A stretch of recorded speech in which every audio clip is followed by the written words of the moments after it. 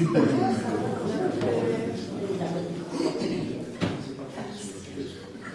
mais non, mais.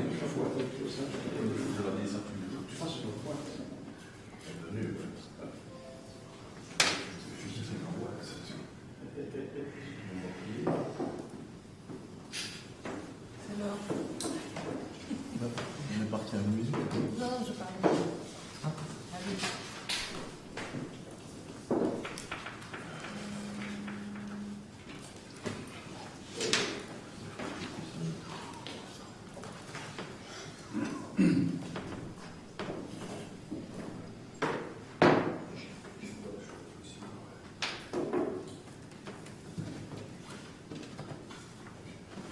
Bien, bonsoir à toutes et à tous et bienvenue à ce conseil communal du 26 juin 2023. Avant de commencer l'ordre du jour, je vais excuser Gauthier Lemaître qui sera absent ce soir. Et Justine, oui. C'est parce que les chaises ne sont pas vides. Mais Justine également. Point de l'ordre du jour, c'est un décret voirie, c'est un déplacement d'un tronçon du sentier vicinal numéro 51. Eric, je vais te passer la parole. Donc, si on est à l'école de Sarre, et dans la partie sud de l'école de Sarre, vers le fond, de l'autre côté de la route de l'école, il y a un chemin qui s'ouvre et qui traverse l'école et qui traverse les bâtiments de l'école pour arriver sur la route de l'école. C'est un ancien sentier vicinal. Évidemment, ce n'est pas normal, donc il faut le déplacer. Et ici, c'est approuver les plans de déplacement du chemin qui va longer finalement la parcelle de l'école pour arriver sur la route de l'école. Et là, il y aura un petit tronçon de haie à enlever, une petite partie de la haie à enlever pour pouvoir accéder à la voirie dessus. Et ce sentier sera clôturé par rapport à la partie école. Voilà, et donc ici, c'est approuver les plans et les conditions qui seront données, notamment cette histoire de clôture, de haie et de largeur d'1,20 m pour le sentier. On a des remarques. Vincent ? Non. On peut voter, s'il vous plaît ? Oui. Oui. Oui. Oui. Oui. Oui. Oui. Oui. Oui. Oui. Oui. Oui. Oui. Oui. Oui. Oui.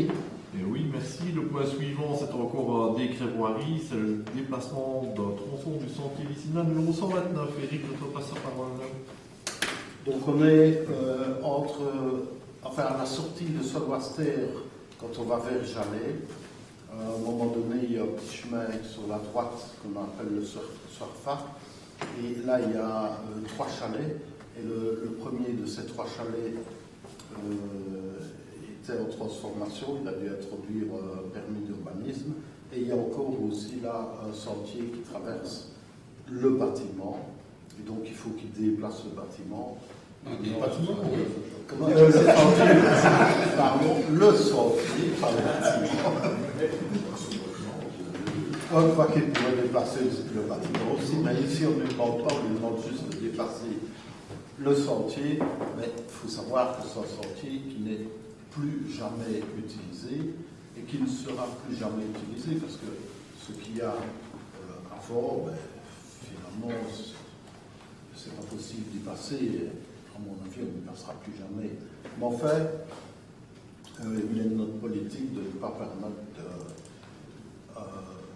la transformation ou la construction de bâtiments sur un sentier, et donc il faut le déplacer. Et donc là, c'est pour approuver le plan de déplacement de ce sentier dans le cadre d'un décret voirie. Avez-vous des questions ? Non. Non. On peut passer au vote ? Oui. Oui. Oui. Oui. Oui. Oui. Oui. Oui. Oui. Oui. Oui. Oui. Oui. Oui. Oui. Oui. Oui, merci. Le point suivant, c'est un projet de schéma de développement territorial, le SDT. Donc là, je vais repasser la parole à Eric Lichman. Voilà, en fait, le gouvernement wallon a décidé de faire SDT, schéma de développement territorial. Rappelez-vous, je vous en avais déjà parlé tout au début de la législature, ça avait d'ailleurs duré très longtemps. Mais ici, finalement, ça a évolué et le gouvernement wallon demande l'avis des communes, mais aussi met à l'enquête publique ce projet de schéma de développement territorial. Alors au niveau du contenu, on sait déjà plus ou moins ce qu'il y avait dedans. Le but, en tout cas, c'est de freiner l'étalement urbain, de freiner la consommation des sols, l'artificialisation des sols, et de réduire la dépendance à la voiture. Pour cela, le schéma de développement territorial travaille surtout sur ce qu'il appelle les centralités. Donc centralités à différents niveaux. Pour ce qui nous concerne, c'est les centralités, je vais dire, locales, villageoises. Les centralités sont des zones où on pourra développer de façon un petit peu plus intense le logement, l'habitat et les commerces. Par contre, en dehors de ces centralités, ce sera plus difficile, plus contraignant. Et la densité devra être moins importante pour essayer de freiner ce développement-là. Ça, c'est le but. Alors, ce projet de SDT pour la commune de Jalais a défini de façon, je vais dire assez théorique quand même, deux centralités, le village de Sarre et le village de Jalais. Bon, voilà, alors, on nous demande notre avis. Ce qu'on propose de donner comme avis, c'est deux choses.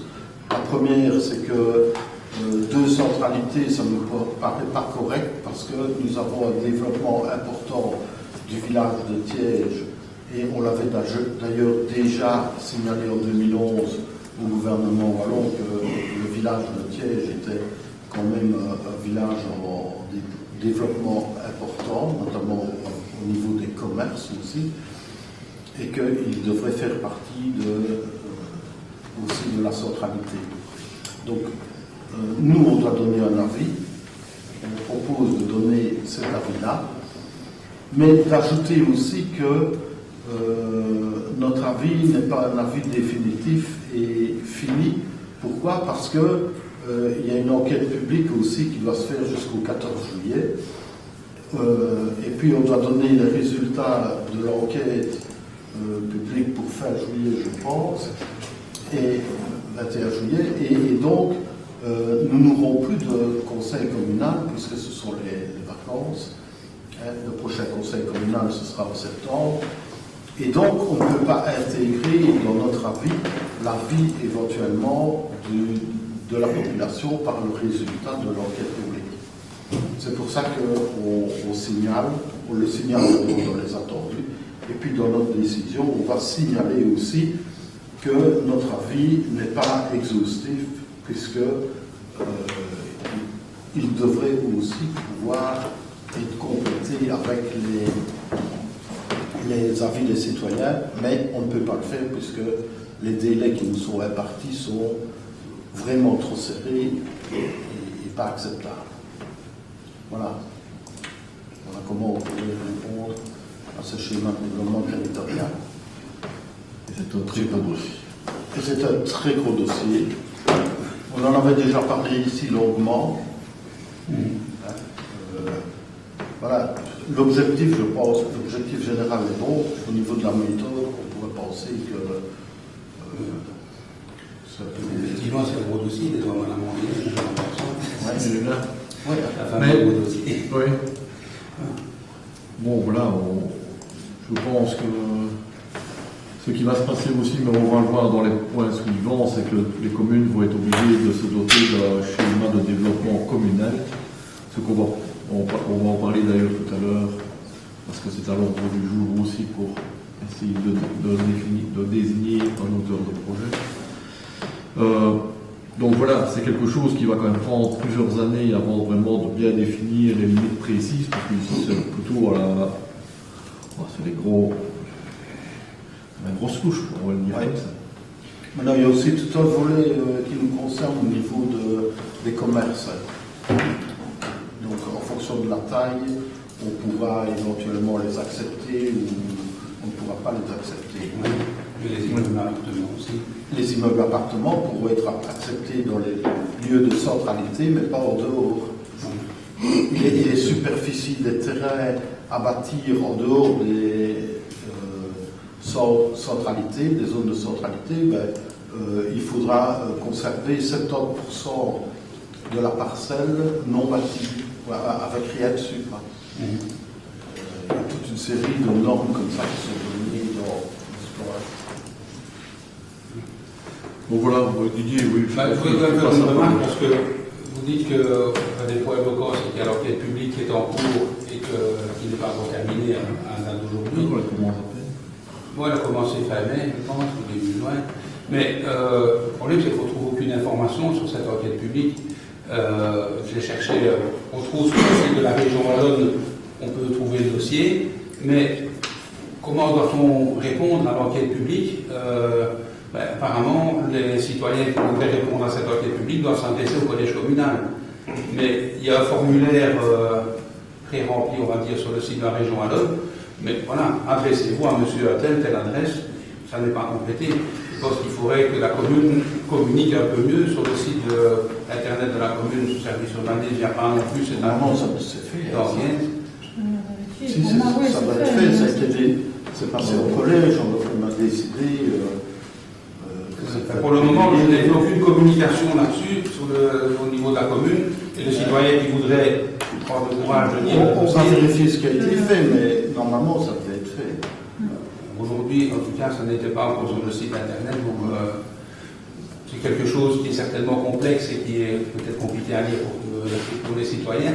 Mais je pense que c'est important que chacun puisse donner son avis sur ce genre de dossier. Une remarque que je voulais dire aussi, c'est que l'Union des villes et communes a publié un avis justement sur cette enquête et l'Union des villes et communes demande que le délai pour que les communes rendent un avis soit porté au 15 octobre. Parce que ça ne pourrait pas aussi être la position de la commune de Jalais de demander un délai supplémentaire. Si toutes les communes s'y mettent, peut-être que la région Wallonne entendra le message. Oui, je pense que c'était un message aussi Dans les attendus, on ne demande pas de reporter, mais on explique que on dit qu'on n'est pas d'accord avec les délais qui sont donnés. Oui. Et même au niveau de la DGO 4, ils ne sont pas d'accord non plus, ils trouvent que ça ne va pas. Et même la DGO 4 n'est pas parvenue à avoir des délais supplémentaires. Donc je pense qu'ils sont vraiment pressés, je pense. Oui, au niveau politique, au niveau politique, pour essayer de faire avancer le dossier avant les élections du mois de juin. Mais je pense qu'il va devoir aller très très vite. Et moi, je trouve que c'est quelque chose de super important. Et je ne vois pas pourquoi ils se lancent dans des urgences comme ça. Les cartographies des centralités, oui, il y a un point sur Jalais, un point sur ça, mais les limites ne sont pas très précises, ne correspondent pas à ce qui existe déjà. Ah non, c'est pour ça que les communes, on va devoir se doter d'un schéma de développement communal pour aller vraiment dans la précision. Parce que c'est ça qui va être le compliqué. Oui, ils établissent les grandes zones et ils attendent que les communes précisent. C'est un énorme dossier, mais c'est aussi le catalogue de nos intentions. Il n'y a pas vraiment de mesures concrètes, précises. Si, quand même. Quand on dit que dans les zones hors centralité, on ne pourra construire que sur un tel pourcentage, c'est précis et concret, ça. Quand les commerces de plus de 400 mètres carrés qui ne font pas d'alimentation ne pourront pas être construits dans les zones hors centralité, c'est du concret aussi. Ça. Donc il y a du concret, ce ne sont pas que des bonnes intentions. Vincent, vous avez des remarques? Oui, on s'est un petit peu renseigné aussi à ce que le concept de village, donc ça ressemble un petit peu au mode de vie qui a été développé il y a quelques années par rapport à nos villages. Et de ce que l'on a retrouvé, ben voilà, le village c'est conçu comme un noyau de vie dans lequel on peut se soigner, s'approvisionner, se déplacer, s'aérer, travailler, apprendre, se rencontrer, s'entraider, s'alimenter localement, se cultiver, se dépenser. Et ça, donc, c'est la densité de ce qu'ils appellent, donc, comme tu l'as évoqué tout à l'heure, le nom de, c'est plus noyau de vie, mais c'est de centralité. Et là, qu'est-ce qu'ils ont repéré dans les quatre, vraiment des points essentiels? La densité, la distance au transport en commun, qui est aussi essentiel dans ce genre de réflexion, et la distance à certains équipements. Et ça aussi, ça fait partie, à mon avis, de la réflexion. On a aussi remarqué qu'effectivement, comme tu viens de le dire, plus on s'éloignait de ces noyaux, moins le nombre de logements hectares en centralité villageoise est acceptable. C'est pas plus on s'éloigne. Il y a une zone qui est définie comme centralité. Si on est hors de la zone, c'est comme ça. C'est pas une question d'éloignement par rapport à la zone. Moi, ce que j'ai lu, dans la mesure dans l'urbanisation, il y a plus de 20 logements par hectare en centralité villageoise. C'est bien ça. Non, maximum 20. Ouais. Et là, alors est-ce que je fais par rapport au point qu'il y aura tout à l'heure, est-ce que là c'est justement pour éviter le phénomène de l'urbanisation, ou bien c'est dans le dossier qu'on verra tout à l'heure, où justement on vise à y avoir de moins en moins de logements qui s'étalent pour garder ces noyaux de vie et ces centralisations autour d'un village. Puisque plus on s'écarte, plus les transports en commun sont... Enfin, moins les transports en commun sont accessibles à certains endroits et ce genre de choses. C'est éviter l'étalement urbain, donc la urbanisation. Et pour les commerces, effectivement, il y avait le point qu'on a visé aussi, c'était le fait de pouvoir aussi améliorer la centralisation des commerces à certains endroits. Imposer. Imposer, oui, pardon. Donc là, la localisation des commerces en fonction de différents critères, concept d'achat léger, de plus de 1500 mètres carrés en centralité. Alors, il faut peut-être avoir ça. Oui. Donc ça dépend où tu es. Hein. Ça dépend dans quelle zone tu es. Chez nous, ce sera comme ça. Mais... Il y a les centralités villageoises, centralités urbaines, les centralités urbaines de Pau, etc. C'est ce que nous avons lu. Dans les centralités villageoises, ce qui nous concerne, là, au niveau des commerces, tu ne peux pas faire grand-chose. Il y a le cœur de centralité, si j'ai bien compris les choses, dans la centralité de la centralité villageoise. Non, il y a la centralité. Voilà. Et donc là, il s'est posé aussi la question de la rapidité pour pouvoir répondre à ce genre de dossier qui est assez conséquent. Oui. On est bien d'accord. Et le fait que Tiège, effectivement, pourrait être une de ces nouvelles qualités, ça me paraissait effectivement juste. C'est juste. Évident. Ok, donc vous êtes d'accord qu'on ajoute ces deux points, enfin les deux remarques qu'on a cueilli les cafés. Oui. Ça va, d'accord. Ouais. Oui. Oui, on peut voter. Oui. Oui. Oui. Oui. On doit voter sur la vie. Ah oui, sur la vie. Oui. Oui. Oui. Oui. Oui. Oui. Et oui. Alors c'est le point suivant, le point 4, c'est une constitution d'une servitude d'égouttage pour les eaux de ruissellement et des eaux traitées. Éric, je te repasse la parole. Donc nous sommes à Balmoral, en face, à peu près en face du Colruyt. Il y a un immeuble à appartements qui est là, qui est sur permis, qui est au nord surtout, et qui épure ses eaux. Et ces eaux, il doit les évacuer par l'arrière du bâtiment, ainsi que les eaux de pluie, les eaux de ruissellement. Pour cela, il doit formaliser une évacuation d'eau par un tuyau qui va traverser la parcelle d'un privé, un chemin communal et une autre parcelle de privé. Et donc, il faut créer une servitude de passage, pas d'égout, d'évacuation des eaux. Donc, c'est juste une servitude, mettre son tuyau, passer sous le chemin communal et à 1 mètre de chaque côté du tuyau, pouvoir venir faire l'entretien quand c'est nécessaire. Et donc, en fait, c'est un acte qui va être passé devant notaire pour permettre cette servitude d'égouttage. Et en même temps, elle est privée en amont et en aval du chemin communal. Voilà. Donc ici, c'est de désigner, d'approuver le projet d'acte qui a été transmis par le notaire et de charger M. François et Mme Boyer pour aller à la signature des actes. Comme d'habitude. Avez-vous des questions là? On peut prévoir de faire régulièrement des analyses des eaux pour vérifier leur qualité. Parce que ça va projeter dans le loyer, je suppose, dans le commun. Oui, tout à fait. Ils doivent d'ailleurs faire régulièrement des analyses des eaux à la sortie de leur station d'épuration, comme d'ailleurs pour tous les immeubles d'appartements là. Mais surtout dans les nouveaux, disons que ça fonctionne bien, c'est plutôt les anciens immeubles où c'est pas génial, pour le dire quand même comme c'est. Et ici, c'est temporaire, de toute façon, au moment où on mettra les égouts sur Valmoral, où, alors, les gens, enfin, tous les immeubles sont dans l'obligation de se raccorder, hein. Ils ont déjà fait des systèmes bipassables, donc, il sera obligatoire. Mais je ne sais pas pourquoi. L'histoire. Voilà. Pas d'autres questions? Non. On peut passer au vote, s'il vous plaît? Oui. Oui. Oui. Oui. Oui. Oui. Oui. Oui. Oui, oui, oui. Oui. Oui. Oui. Oui. Et oui, merci. Le point suivant, c'est un marché public de service. Eh bien, c'est la désignation d'un auteur pour la réalisation d'un schéma de développement communal. Alors, c'est pas tout à fait la désignation d'un auteur, c'est un marché Pour désigner pour pouvoir désigner un auteur, si on en a suffisamment qui répondent, Ouais. et qui répondent aux conditions du cahier des charges que l'on doit adopter ici. Un petit rappel, au départ, nous voulions faire un guide communal d'urbanisme.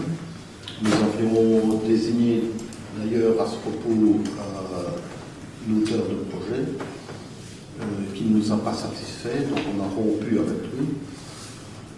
On a essayé de relancer un marché pour désigner un autre auteur de projet, mais on n'a pas eu de réponse. Donc aucun bureau n'a souhaité entrer dans cette démarche.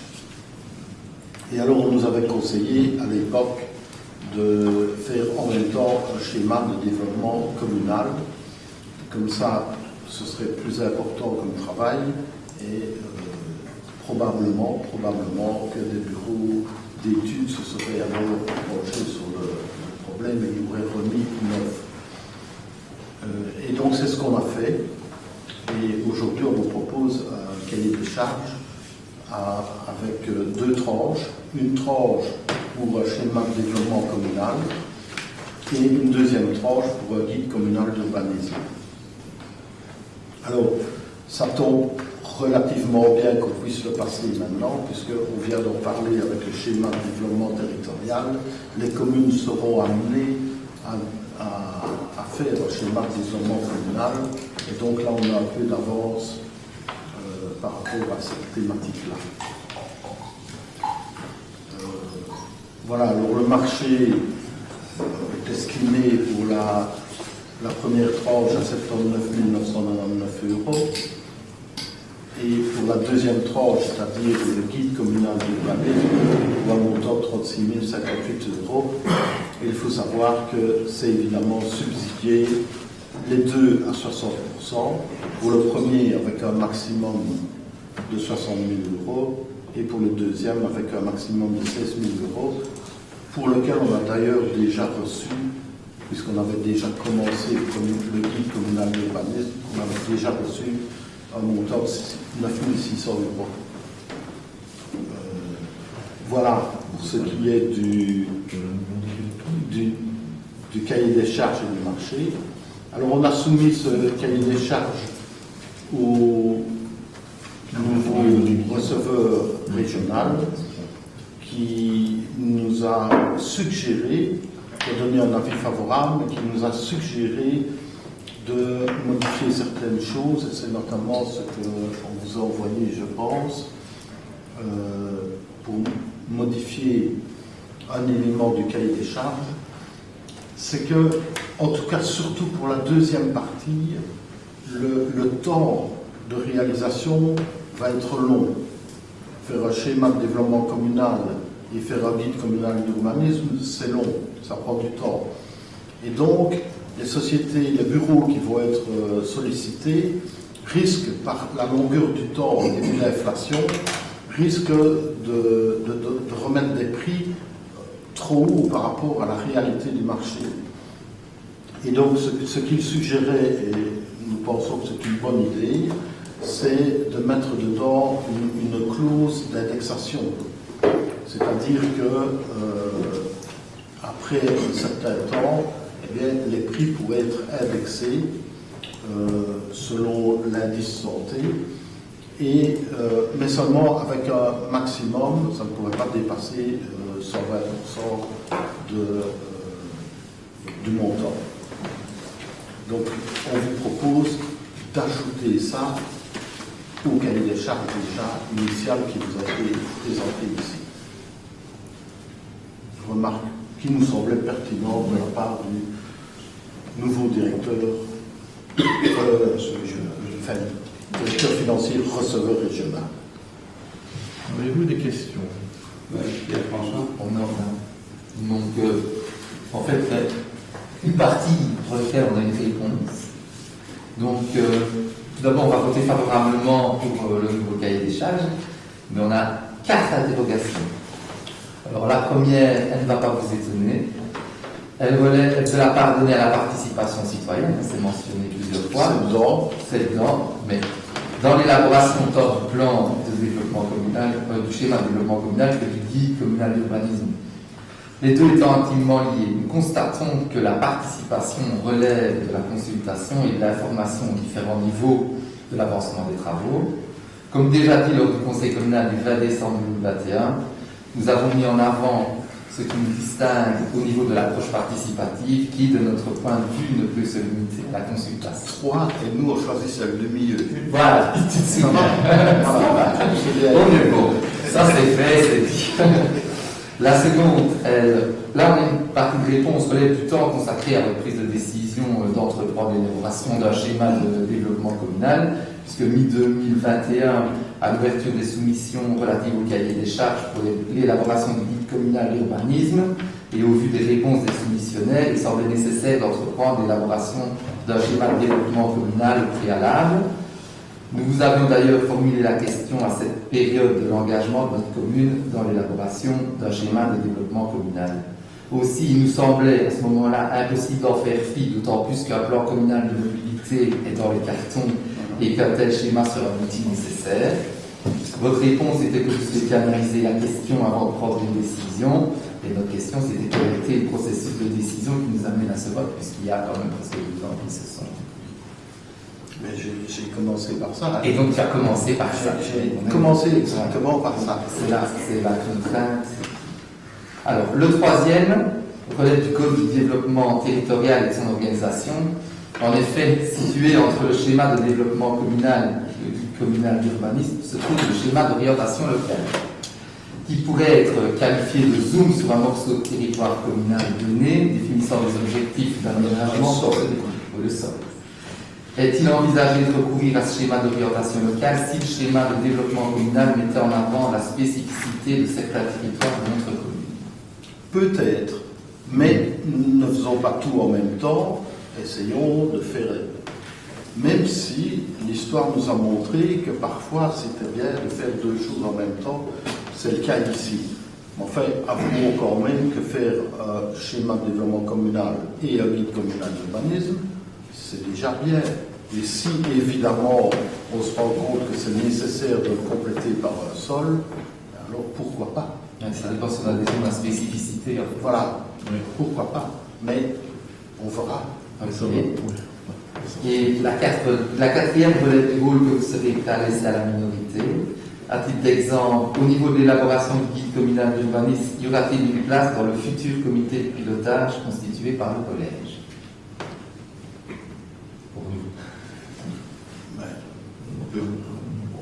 On n'a pas encore décidé. dire. Voilà, la question est posée. Hein. Voilà, mais la population sera concertée, la CCATM fera partie prenante, comme c'est bien indiqué dans le cahier des charges, et le conseil communal aussi, donc la minorité aussi. Alors, mise du conseil communal, mais pas dans le cadre du processus. Parce que Peut-être. c'est différent. Parce que le conseil communal va ratifier à cet amendement, dans le comité de pilotage, c'est différent. Peut-être. Ah, mais, Voilà. Vincent et Jacques. Vincent, avez-vous des... Non. Non. On peut passer au vote alors? Oui. Oui. Oui. oui, Oui. Oui. oui, Oui. Oui. Oui. Oui. Oui. Oui. Oui. Oui. Et oui. Le point suivant, c'est un marché public de travaux. Étude de réalisation et maintenance d'un réseau de chaleur à Saint. Je passe la parole à Marc Conçu. On vous a déjà parlé du projet de réseau de chaleur que nous avons voulu réaliser à ça. Donc nous proposons de passer le marché avec un marché divisé en 3 parties. Une première partie pour l'étude de faisabilité du projet, la deuxième pour la réalisation et la troisième pour l'entretien. La partie qui concerne l'étude est estimée à 30 000 € hors TVA. La partie qui concerne la réalisation des travaux à 259 800 € plus TVA. Et la partie qui concerne l'entretien à 10 000 €. Donc je vous rappelle que c'est un réseau de chaleur qui serait, pour la chaudière, serait installé à la salle Lagrange. Chaufferie de la salle Lagrange, bien entendu, la maison de Réfort, l'office du tourisme, la maison des jeunes et l'église de Salle. Voilà. Je ne sais pas si vous avez des questions. Vincent? Non. très volontiers. C'est un dossier dont on a effectivement déjà parlé. L'idée en soi nous plaît assez bien, mais d'après ce qu'on avait entendu jusqu'à présent, on s'apprêtait à s'abstenir sur ce point. Et puis j'ai vu qu'à la page 54, il est indiqué que la commune n'exclut pas de raccorder d'autres bâtiments et ménages privés dans le futur, mais à l'heure actuelle, elle n'a pas pris de décision et d'information concernant ce potentiel raccordement. Donc, c'est très bien. On vous encourage à étudier cette possibilité, qui évidemment ne va pas être simple, il ne suffit pas de raccorder les tuyaux, mais ce qu'il faudra faire, je pense, c'est réaliser une étude globale, systémique, pour le raccordement des habitations privées, au niveau technique, de l'installation, la maintenance aussi, au niveau administratif, juridique, voir tout ce qui est possible. Mais je pense que ça doit faire partie de l'étude, voir si c'est possible. Oui, parce que Ça se fait, hein, les communes de Liban, de Luxembourg, de Wellin, oui. ce sont des bourgmestres et maires, donc vous avez peut-être l'occasion de poser des questions, de les interroger sur comment est-ce qu'ils font pour gérer tout ça. Une possibilité peut-être aussi, comme on va aussi avoir une unité de biométhanisation qui est en cours de projet, il faudra peut-être... On va pas trop vite en besoin. Non, mais enfin, on pousse, hein. Et peut-être une solution, ce serait éventuellement créer une régie communale qui gérerait tout cet ensemble d'aspects techniques, niveau chauffage, production d'énergie, etc. On y pense aussi. Voilà. Ben, merci. On peut passer au vote? Oui. Oui. Oui. Oui. Oui. Oui. Oui. Oui. Oui. Oui. Oui. Oui. Oui. Oui. Et oui. Le point suivant, c'est toujours un marché public de travaux, c'est l'aménagement d'une zone de convivialité à Saint-Ouaster. Eric, c'est toujours pour toi? Oui. Le 6 décembre dernier, le ministre Collignon, le ministre du Logement et des Pouvoirs locaux, nous proposait un appel à projet appelé Cœur de village pour 2022 à 2026. Et donc on pouvait déposer des projets, mais le temps qui nous était imparti pour déposer un projet était très très court. Et heureusement, nous avions quelques projets. On avait même dit à cette époque-là dans les cartons, on aurait dit. Et on avait sorti un projet qui était déjà assez bien avancé et bien abouti, qui qui était l'espace de convivialité à Saint-Wastère. Le 16 janvier de cette année-ci, 2023, on a reçu un courrier du service public de Wallonie relatif à l'acceptation de ce dossier de candidature qui nous permettait d'obtenir un subside de 327 529 € pour la réalisation de ce dossier que vous avez pu découvrir. Et donc, ici, le but, c'est de passer le cahier des charges, donc de trouver le cahier des charges qui concerne ce projet-là. Le cahier des charges dont le montant est estimé à 323 263 €. Tel que vous l'avez découvert, le projet, dont on en a déjà parlé ici, autour de la table. Donc d'approuver d'ailleurs ce plan général et le plan de sécurité et santé. D'approuver aussi 2 devis qui nous ont été remis par RESA pour l'équipement, notamment pour l'éclairage du parking, mais aussi pour l'éclairage de ce terrain de convivialité. Un devis de 14 267 € TVA comprise et un de 9 008 € TVA comprise.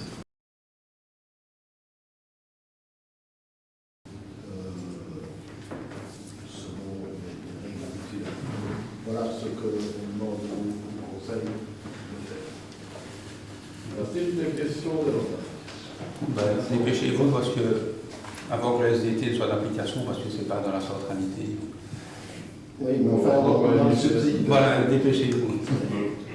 Et on a le permis, hein. Oui. On a le permis. Il était même avant le subside. Ça, c'était un point qui était avant le subside. Heureusement, parce que sinon, je ne sais pas si on serait dans les délais. On appelle le permis. Ce qui est important, vous avez parlé aussi d'une borne de recharge pour vélo électrique qui ne fait pas partie du projet en tant que tel, si mes souvenirs sont bons. Non? Il n'y avait pas quelque chose? Oui, ce n'est pas sur le plan, mais dans le cahier des charges, si tu l'as bien écrit, tu verras même une photo de la borne dans le cahier des charges. Okay. Mais c'est vrai que sur le plan, il n'est pas indiqué, et ça, il faudra reposer sur les bornes. Il y aura des bancs voitures aussi. Et il y aura aussi des bancs voitures. Il sera utilisé par la commune au moment où il y a moins de charge. C'est pas ça que vous m'aviez dit à l'époque. Que des véhicules communaux, qui seraient des véhicules verts, pourraient aussi à la limite être chargés là-bas quand il y aura des sur le parking de Solon. On a aussi des bancs. Non, je ne crois pas. Vous enregistrez, je pense que oui. Bon, Enfin, de toute façon, peu importe, je vais poser la question. Il y a 2 bancs de rechargement en voiture. Bon, on a des voitures et des vélos. Merci. Et il y a aussi aménagement PMR, et il y a aussi même jeu PMR. Et la table avec un assez peu de C'est parfait. D'autres questions? Passer au vote? Oui. Oui. Oui. Oui. Oui. Oui. Oui. Oui. Et oui, le point suivant, c'est un règlement complémentaire sur la police de la circulation routière. Michel, je te passe la parole. En réalité, c'est l'installation de 2 panneaux ici, au début de la gare qui relie la place du village. Donc, le panneau maintenant A, et ça, il y a A, qui signifie la voie est réservée aux piétons et aux vélos. Voilà, moi je vais juste rajouter quelque chose, on verra si ça se fait. Ah oui. Ouais, parce que on va toujours à l'usage, si les petits comiques n'essayent pas de l'utiliser avec d'autres moyens. Enfin, c'est réservé, c'est interdit, c'est comme les feux rouges, les gens qui brûlent les feux rouges, ils brûlent les feux rouges. Voilà, nous verrons bien. Est-ce qu'on a prévu éventuellement de passer une barrière côté au Vinard? Parce que, je peux déjà voir maintenant, il y a des vélos qui circulent et certainement des gamins qui font des beaux dérapages, mais s'ils arrivent trop vite en bas, ils risquent de déboucher sur la route.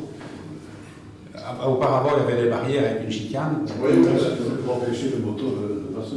Oui, ben, je pense à la sécurité des enfants, parce que maintenant, en vélo, là-dessus, on peut descendre assez vite et on débouche sur la route. C'est vrai, mais un peu comme partout. Hein.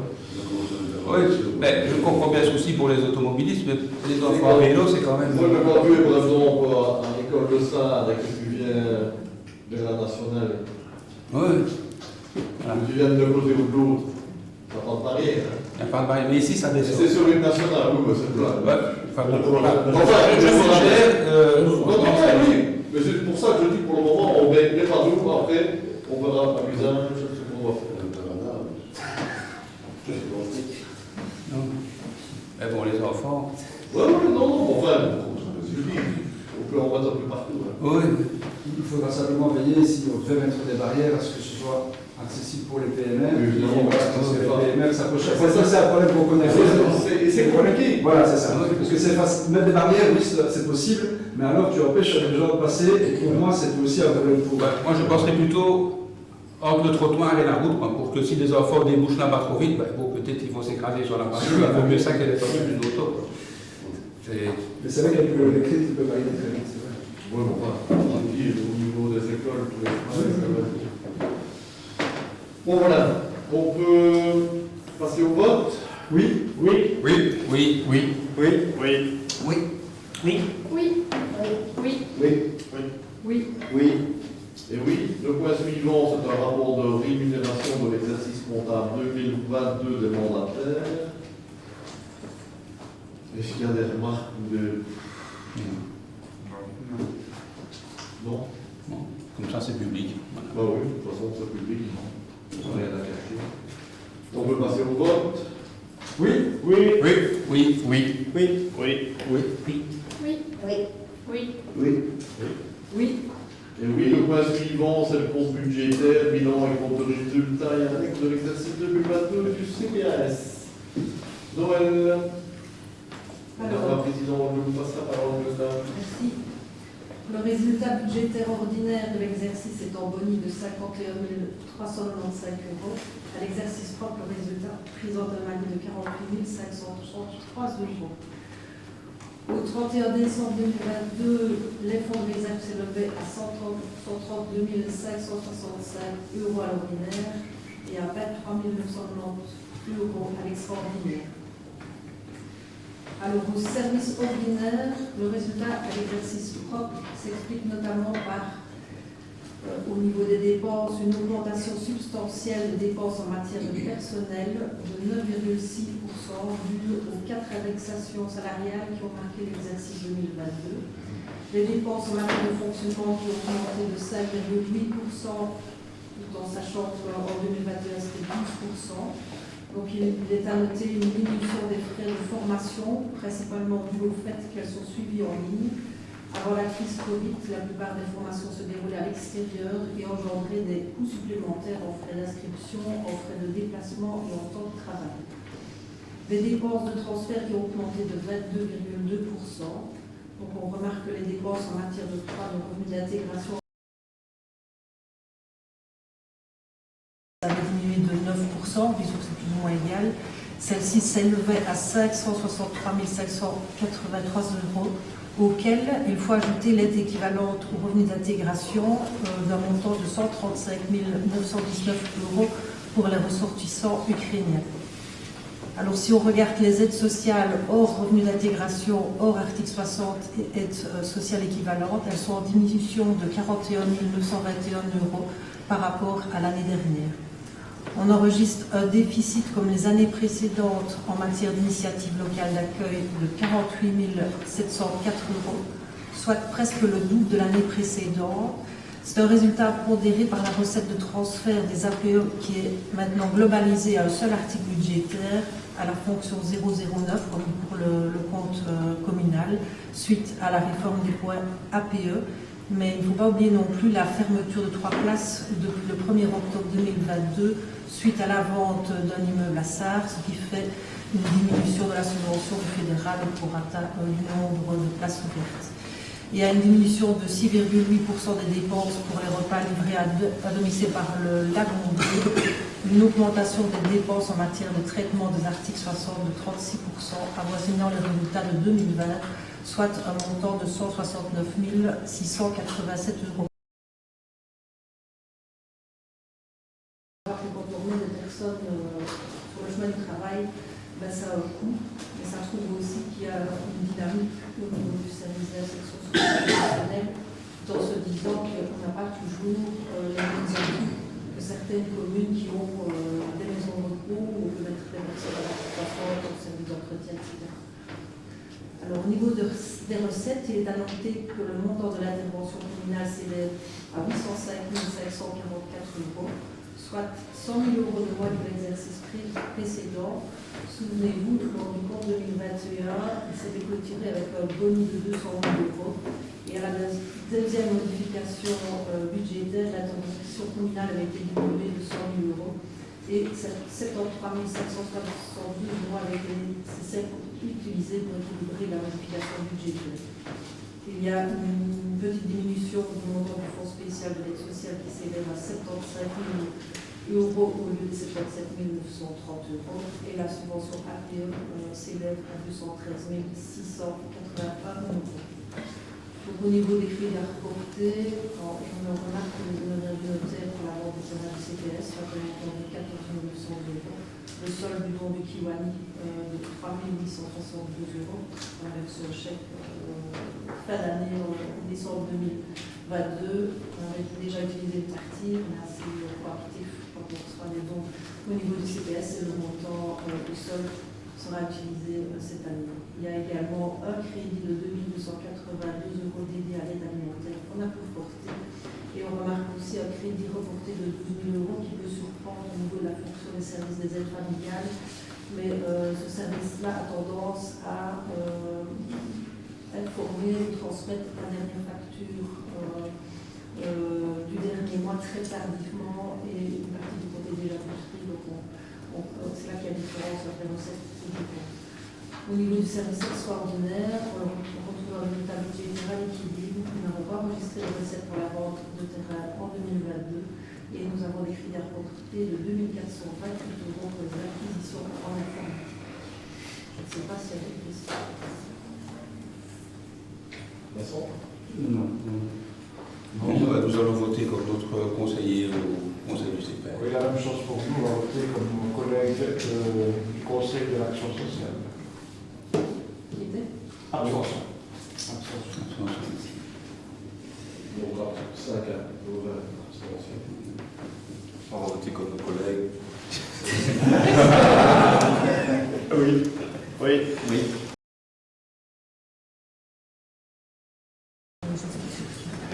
Non. Oui. Et oui, ça va. Maintenant, l'arrêt du compte communal de l'exercice 2022, bilan, compte, résultat, décision. Eric, notre échevin des finances, je te passe la parole.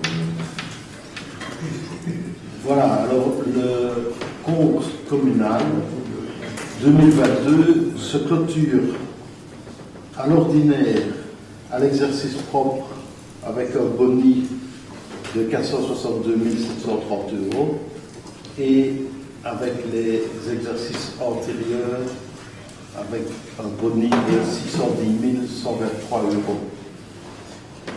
Au niveau de l'extraordinaire, il y a, si on regarde les droits constatés, moins les engagements. Alors là, nous sommes en déficit de 2 762 000, mais c'est les engagements. Et les engagements, vous savez, on ne les a pas encore tous dépensés ni payés, et donc nous n'avons pas non plus fait les emprunts pour les financer. Donc c'est logique, comme chaque année, que ce soit en déficit. Si on regarde le résultat comptable de l'exercice, c'est-à-dire moins les imputations, alors là, on est à boni en extraordinaire de 1 287 913 €. Mais vous savez que tous ces chiffres à l'extraordinaire sont relativisés en fonction des modes de financement et de l'engagement et de l'imputation des différents projets. Petit commentaire à propos de ce résultat. Vous savez que l'année 2022 aura été marquée par l'invasion de l'Ukraine par la Russie et que ça a eu des conséquences économiques mondiales très importante, et donc aussi sur la Belgique, et donc aussi sur les localités et sur les finances locales, évidemment. Outre l'explosion des coûts de l'énergie, plus 57,9% en moyenne pour 2022, la conséquence la plus marquante est la reprise d'une inflation importante. On peut l'évaluer à 10,3% en 2022. Alors, on avait déjà parlé de ce problème-là lors de la modification budgétaire, puisqu'on avait déjà corrigé toute une série de choses.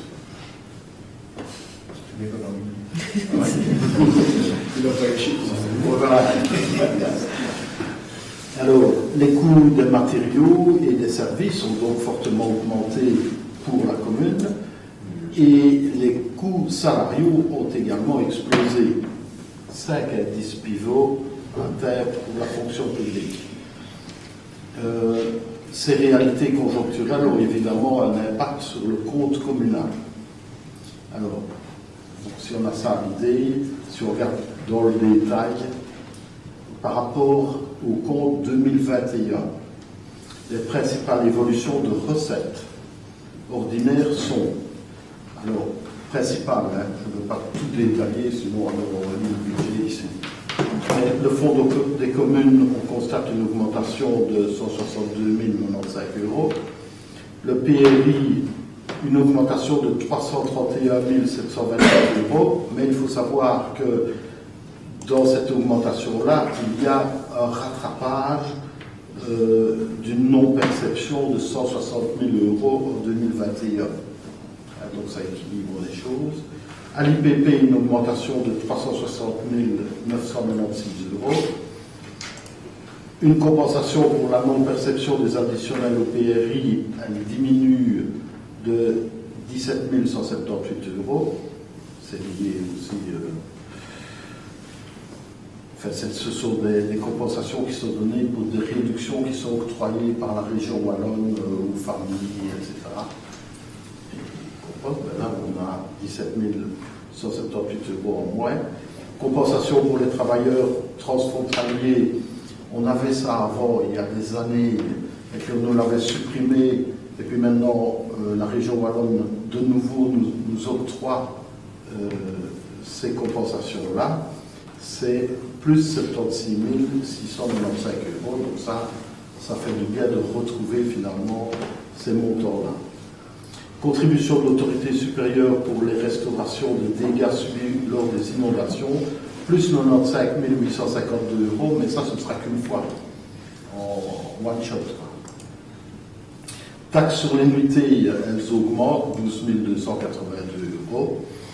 Amende administrative, elle diminue, moins 13 023 €. Subvention pour la digitalisation du secteur public wallon, ça augmente de 32 108 €. Vente de coupe de bois, elles augmentent de 231 135 €.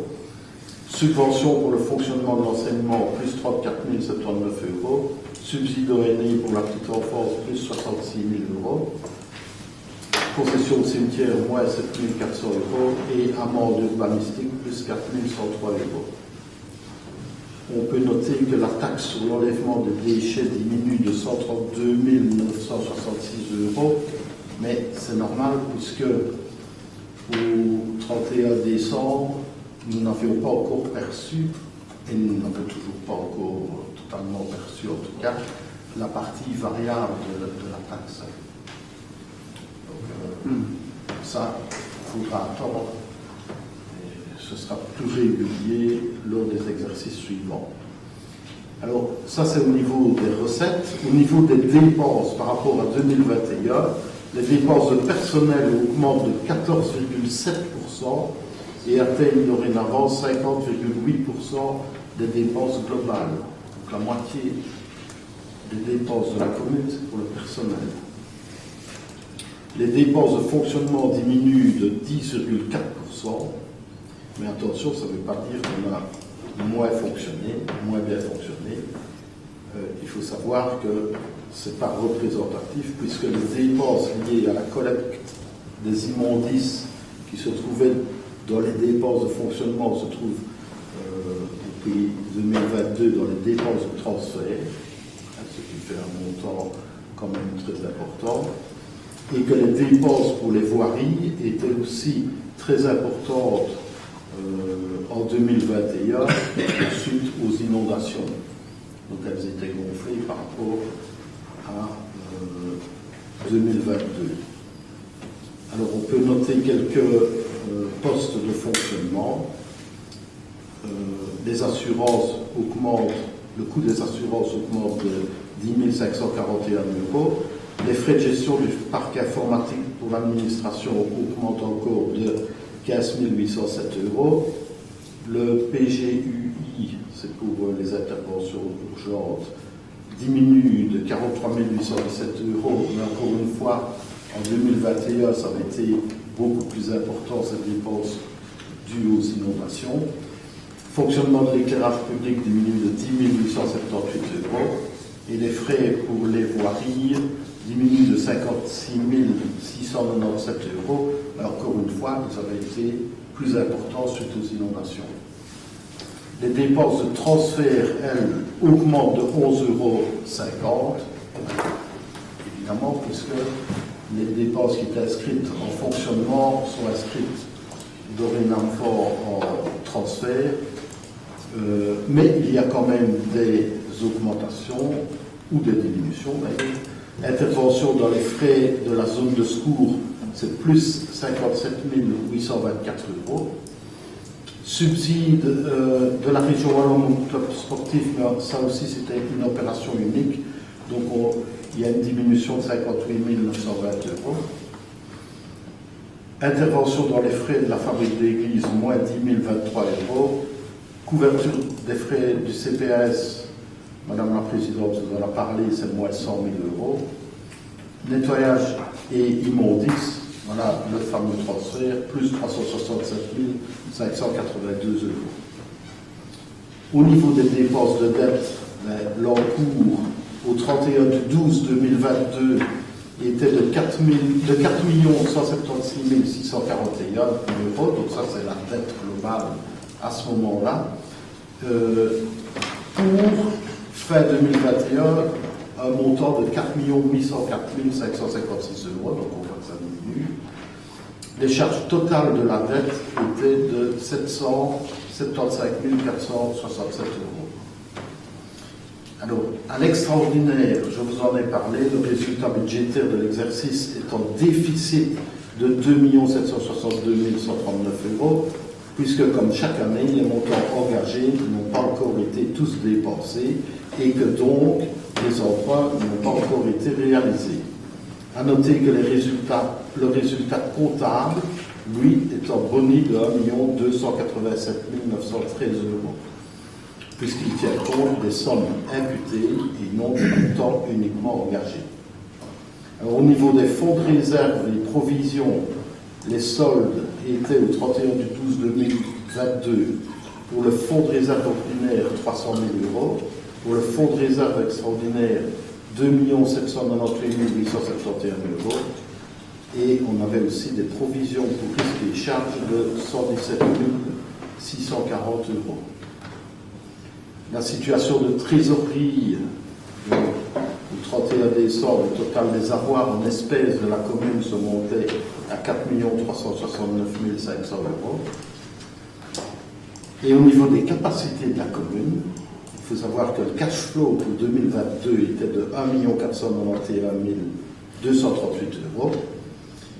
Et ce cash flow est finalement le chiffre peut-être le plus important parce que lui, il permet de calculer le ratio de couverture des emprunts qui pour 2022 était de 2,05. Alors ce ratio-là, il faut savoir que s'il est supérieur à 1, et chaque fois qu'il est plus loin de 1, ça veut dire que plus il est haut, et bien plus la capacité d'emprunter de la commune est grande sans devoir augmenter ses recettes ou diminuer ses dépenses. Donc 2,05, c'est bien. Voilà, je ne sais pas si vous avez des questions. On commence par qui? Vincent? Moi, je veux d'abord remercier la qualité de la présentation qui nous éclaire assez bien sur les chiffres de la commune. Puis ça ne vous étonnera pas évidemment que l'on s'abstienne par rapport au vote, puisque ça reflète notre politique et ce n'est donc pas la nôtre, donc on va s'abstenir. Mais je te remercie pour la clarté du rapport. Nous, on n'a pas de remarques, finalement, on va constater la situation, c'est une photo, donc assez technique, donc on n'a pas de commentaire particulier là-dessus. Bon, on va passer au vote alors. Abstention. Abstention. Abstention. Oui. Oui. Oui. Oui. Oui. Oui. Oui. Oui. Oui. Et oui. Le point suivant. Fabrique d'église de la paroisse Saint-Lambert. Compte de l'exercice 2022. Victorina, je te passe la parole parce qu'on en a déjà parlé. Oui, effectivement, ce point est déjà passé au conseil communal précédent, mais il est resté une erreur dans les comptes présentés de 6 € dans le produit des quêtes et tous les éléments. Donc nous avons repassé ce point et donc le bonus sera de 6 € moins que ce qui était prévu. Est-ce que vous avez des questions? Non. Bon, je souligne la précision. En tout cas, j'ai pas de question pour le public. Pas de question. Amen. On va passer au vote. Oui. Oui. Oui. Oui. Oui. Oui. Oui. Oui. Oui. Oui. C'est sûr, c'est Oui. Oui. Et oui. Le point suivant. C'est la commission de conservation Natura 2000 de Liège. L'Union des villes et des communes ont écrit à la commune pour voir si la commune pourrait désigner quelqu'un qui peut-être éventuellement pourrait siéger au niveau de la commission Natura 2000 à Liège. Voilà. On a demandé un petit peu le nombre de réunions qui étaient prévues sur une année, c'est 2 ou 3, voire 4 maximum. Donc voilà, moi ce que je vous propose c'est de mettre ma candidature et puis on verra bien, de toute façon c'est une candidature, c'est pas pour ça qu'elle sera retenue. Mais voilà. Autant mettre une candidature, on verra. On a quand même beaucoup de Natura 2000 sur la commune. Ben, Oui. Oui. Oui. Oui. Oui. Oui. oui. Oui. Oui. Oui. Oui. Oui. Oui. Oui. Oui. Oui. Le point suivant. Assemblée générale ordinaire de l'intercommunale Essétia du 27 juin 2023. C'est l'approbation des points de l'ordre du jour. Est-ce que quelqu'un a des remarques sur l'approbation des points de l'ordre du jour? Non. On peut passer au vote. Oui. Oui. Oui. Oui. Oui. Oui. Oui. Oui. Oui. Oui. Oui. Oui. Oui. Oui. Et oui, merci. Le point suivant, c'est l'Assemblée générale ordinaire de l'AIDE, du 27 juin également. Et c'est l'approbation des points de l'ordre du jour. Est-ce que vous avez des remarques sur les points de l'ordre du jour? Non. Non. Si vous n'en avez pas, peut-on passer au vote? Oui. Oui. Oui. Oui. Oui. Oui. Oui. Oui. Oui. Oui. Oui. Oui. Oui. Et oui, le point suivant, c'est l'Assemblée générale ordinaire du CHR, le 27 juin également. C'est l'approbation des points de l'ordre du jour. Avez-vous des remarques sur les points de l'ordre du jour? Non, on peut passer au vote. Oui. Oui. Oui. Oui. Oui. Oui. Oui. Oui. Oui. Oui. Oui. Oui. Oui. Et oui, merci. Le point suivant, c'est l'Assemblée générale ordinaire de l'ASPI, du 27 juin aussi. Approbation des points de l'ordre du jour. Y a-t-il des remarques sur les points de l'ordre du jour? Non. Peut-on passer au vote? Oui. Oui. Oui. Oui. Oui. Oui. Oui. Oui. Oui. Oui. Oui. Et oui, le point suivant, c'est l'Assemblée générale ordinaire d'Enodia, du 28 juin cette fois-ci. Approbation des points de l'ordre du jour. Avez-vous des remarques sur les points de l'ordre du jour? Non. Peut-on passer au vote? Oui. Oui. Oui. Oui. Oui. Oui. Oui. Oui. Oui. Oui. Oui. Oui. Oui. Et oui, le point suivant, c'est l'Assemblée générale de l'intercommunale CHC du 29 juin 2023. Y a-t-il des remarques sur les points de l'ordre du jour? Non. On peut passer au vote. Oui. Oui. Oui. Oui. Oui. Oui. Oui. Oui. Oui. Oui. Oui, oui, oui. Mais oui. Et oui, également, merci. Alors, comme aujourd'hui on était sur un conseil communal spécial Éric Laurent, on va passer chez Éric Laurent pour le dernier point de l'ordre du jour. Oui. Si tu veux. Mais nous avons fait passer à la COPALOC, Commission paritaire locale, un règlement de travail qui concerne les enseignants. Donc il a été passé sans problème à la COPALOC.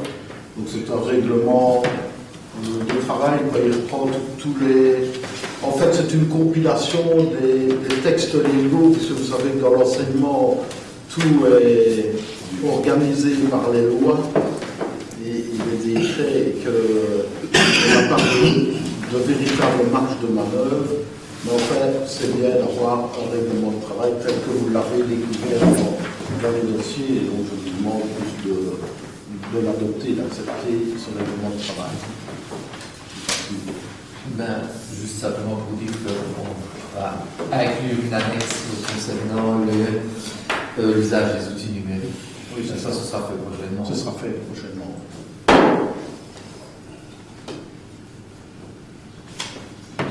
C'est tout. D'accord. On peut passer au vote. Oui. Oui. Oui. Oui. Oui. Oui. Oui. Oui. Oui. Oui. Oui. Oui. Oui. Oui, merci. Et voilà, l'ordre du jour est terminé. Il y avait quand même 20 points à l'ordre du jour aujourd'hui. Et nous pouvons passer aux divers, si vous avez des divers. Vincent? On a deux questions en fait. La première concerne les caméras de surveillance pour les dépôts clandestins, etc. qu'on avait voté, je pense, il y a quelques, j'ai envie de dire peut-être un an ou deux, il y a déjà un petit moment. Et on voudrait savoir dans le groupe où ça se situe. On a des questions sur justement pour l'avancée de ce projet-là. Ce qui me semble qu'on est dans l'attente, c'est la validation d'un projet. Vous savez qu'il y a le RGPD, et il faut absolument au niveau communal, mais au niveau de la commune globalement, on fasse passer un règlement, on va dire RGPD, pour vraiment avertir toute personne qui va rentrer sur le territoire communal, comme quoi à tout endroit de la commune, ils pourront être filmés à n'importe quel endroit, à n'importe quel moment. Voilà. Et ça, c'est en cours, je ne sais pas quand on aura, mais normalement, ça ne devrait plus traîner très longtemps, parce que ça fait déjà longtemps. Ça, c'est une chose.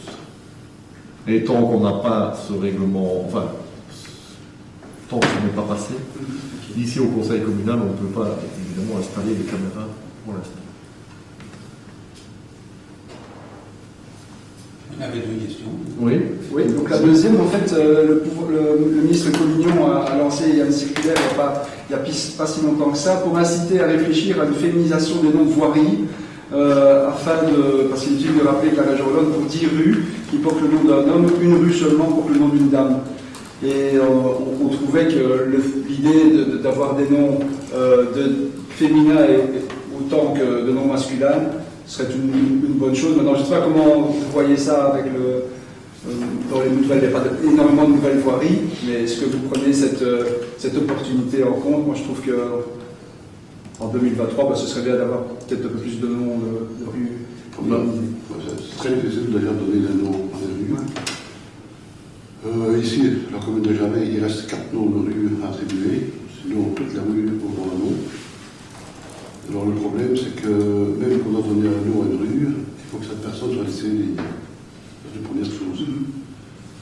Or, on a déjà fait le tour de la question ici, puisqu'on a quand même donné entre 70 et 80 nouveaux noms de rue. Jusqu'à présent, on n'a pas encore trouvé, je veux dire, une personne. C'est bien d'être un nom, mais il faut quand même que cette personne soit quand même un peu de célébrité ou quelque chose. Autrement, de cavalier, pourquoi pas moi, pourquoi pas lui, pourquoi pas. Non, il faut que ce soit une personne qui est très difficile de donner un nom de rue, mais que ce soit un homme ou une dame, sans blesser certaines personnes. Hein. Moi, je sais c'est toujours un gros problème. À la commission de toponymie, je crois aussi qu'elles sont voilà, là-dessus. Et voilà, de proposer, c'est déjà pas mal. Ils nous ont toujours donné des réponses affirmatives, positives, sur les noms qu'on donnait, parce qu'on se rapprochait chaque fois d'un lieu dit. Et pour eux, c'est bien. Maintenant, ils ne sont pas contre de mettre un nom de personne. Ce qu'on a voulu faire pour les 4 prochaines rues, on a voulu mettre un nom d'une personne qui est toujours vivant. Et ça, c'est strictement interdit. Ça a été refusé. Ouais. Mais il faut être très prudent, parce que... Il faut être très très prudent là-dedans, parce que bon, pourquoi pas lui, pourquoi pas lui, pourquoi on a mis celui-là, pourquoi on a mis celle-là, alors que celle-là a fait beaucoup plus que nous. Et on est parti dans les polémiques. C'est pas vraiment le sort de nos questions. La question, c'est la féminisation des noms de rue. Oui, mais bon, voilà. Vous pouvez le constater, on n'a pas mis de nom d'homme ni de dame, on a mis des noms de lieux. Maintenant, le problème est pratiquement réglé à jamais, parce qu'il n'y aura plus de rue dans les journées. Ah ouais, on a une nouvelle rue dans le futur, mais elles ont été toutes renommées avec des nouveaux noms, à peu près à 70 et 80. Donc, Didier, avez-vous des questions? Je voulais d'abord faire une remarque. Je constate qu'on a maintenant installé un système de micro ici. J'espère que ça va permettre d'améliorer la captation pour les personnes qui nous suivent par Internet. C'est très bien. Et alors, j'avais une question aussi.